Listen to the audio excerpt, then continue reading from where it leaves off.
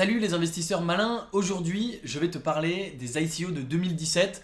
2017 c'était il y a même pas 3 mois et aujourd'hui il y en a la moitié qui sont déjà plantés, qui sont déjà à zéro. Avant de commencer, je t'invite à cliquer sur le bouton subscribe, s'abonner pour t'abonner à la chaîne YouTube Léonis, rejoindre plusieurs centaines d'investisseurs qui reçoivent tous les jours mes conseils d'investissement et prendre ton indépendance financière. C'est parti.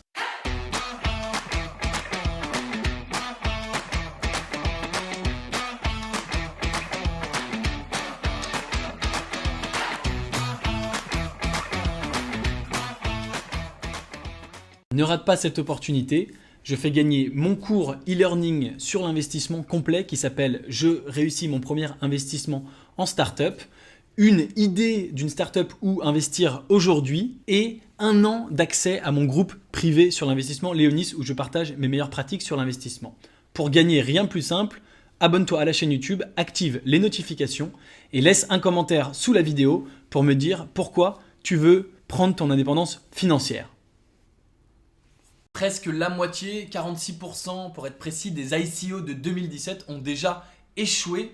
Échoué, qu'est-ce que ça veut dire? C'est même pas des ICO qui ont perdu de la valeur, c'est des ICO qui n'existent plus. La boîte a mis la clé sous la porte, le token ne vaut plus rien. Et évidemment, si l'ICO a échoué et que le token ne vaut plus rien, les investisseurs, qui ne sont pas des investisseurs très malins, ont perdu l'intégralité de leur investissement. Alors pourquoi je te dis ça? Premièrement, c'est un chiffre quand même assez surprenant, je ne l'invente pas, il est tiré d'une étude très précise, je te mets le lien dans la description juste en dessous. C'est assez alarmant et je voudrais en tirer quelques conclusions avec toi. La première, c'est bien sûr de faire très attention lorsque tu participes à une ICO, que ce ne soit pas une arnaque, parce que bien sûr, sur ces 46% d'ICO qui ont échoué, il y en a beaucoup où en fait on pouvait se douter vraiment dès le départ que c'était un projet assez douteux, que c'était potentiellement une arnaque. Donc évidemment l'investisseur malin, avant d'investir, il fait ses recherches et si ça a l'air d'être une arnaque, si ça a l'air trop beau pour être vrai, si ça a l'air de promettre des gains complètement démesurés, etc. Eh bien, bien sûr, l'investisseur malin n'investit pas puisqu'on repère l'arnaque. Donc il y en a beaucoup, c'était assez évident à repérer et c'est un petit peu dommage que des gens se soient laissés avoir, entre guillemets, mais c'est de leur faute, ils avaient qu'à mieux faire leurs recherches. Et donc ça veut dire que pour un investisseur qui fait un petit peu attention, il y a un nombre les risques sont un petit peu diminués. Cela dit, c'était pas toutes des arnaques et donc il y a d'autres enseignements au-delà du fait de faire attention que je voudrais te communiquer, que je voudrais en tirer.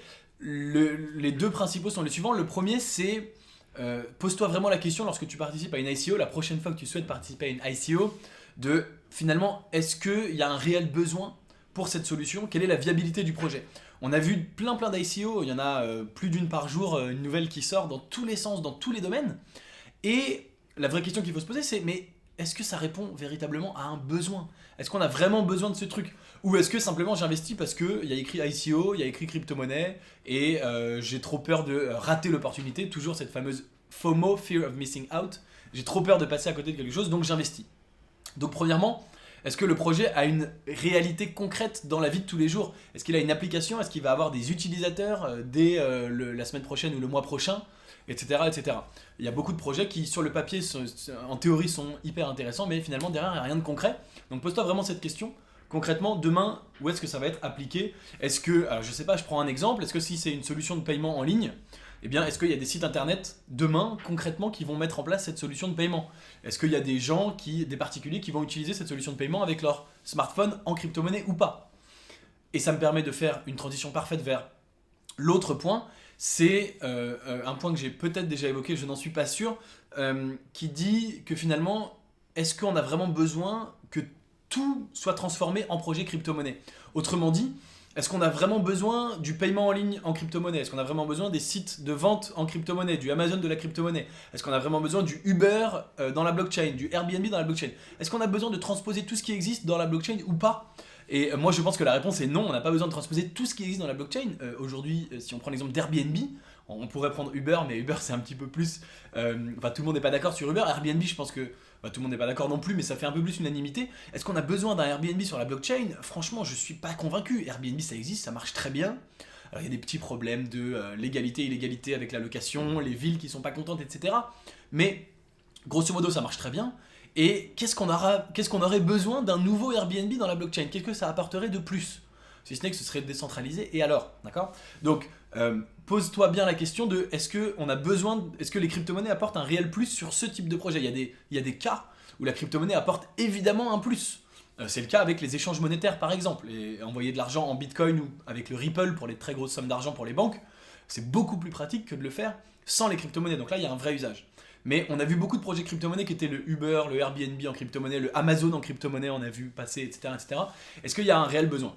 Le parallèle intéressant, c'est de regarder lors de l'arrivée d'Internet, il y a beaucoup de startups au début d'Internet, à fin des années 90, avant les années 2000, qui faisaient une transposition sur Internet de ce qui existait avant.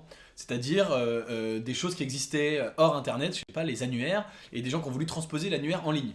Et ce qui est intéressant de regarder, c'est finalement les boîtes qui ont réussi sur Internet, c'est pas des boîtes qui ont transposé quelque chose qui existait de hors ligne en ligne, c'est des boîtes qui ont inventé quelque chose de nouveau. Par exemple Google, les moteurs de recherche, ça n'existait pas avant Internet, puisqu'il n'y avait pas besoin de moteurs de recherche, puisqu'il n'y avait pas autant d'infos. Facebook, tu pourrais me dire c'est un annuaire, mais ça n'existait pas quelque chose où tu pouvais te connecter, voir l'activité des gens en ligne, etc., etc. Donc toutes ces boîtes n'existaient pas avant, ou PayPal. PayPal, ça n'existait pas d'envoyer de l'argent par email avant Internet ou d'envoyer de l'argent par courrier. On n'envoyait pas de l'argent par courrier.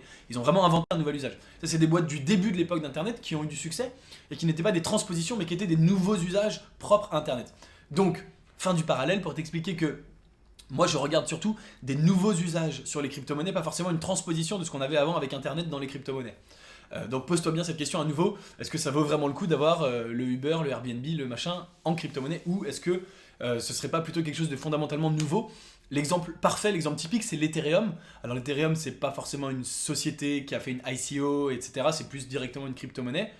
Mais pose-toi la question, est-ce que l'Ethereum est une transposition de quelque chose d'existant avant? Ou est-ce que c'est quelque chose de fondamentalement nouveau? La réponse, évidemment, c'est quelque chose de fondamentalement nouveau, propre à la blockchain, qui n'existait pas avant. Et c'est pour ça que l'Ethereum a autant de succès.